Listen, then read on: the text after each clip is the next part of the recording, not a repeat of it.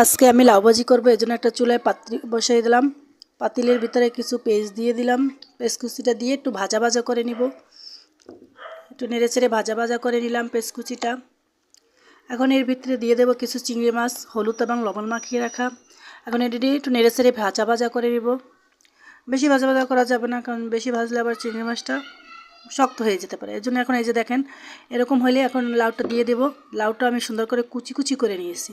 আর লাউয়ের মাথার অংশটা নিয়েছি। মাথার অংশটা একটু শক্ত থাকে, তো এই জন্য ভাজি করলে ভালো লাগে। এই জন্য আমি লাউয়ের মাথার শক্ত অংশটা নিয়েছি। দিয়ে দিলাম হলুদ, স্বাদ মতো লবণ, কিছু কাঁচামরিচ ফালি দিয়ে সুন্দর করে নেড়ে চেড়ে দিব। নেড়ে চেড়ে সুন্দর করে সবগুলো উপকরণ মিশিয়ে দেব লাউয়ের সাথে।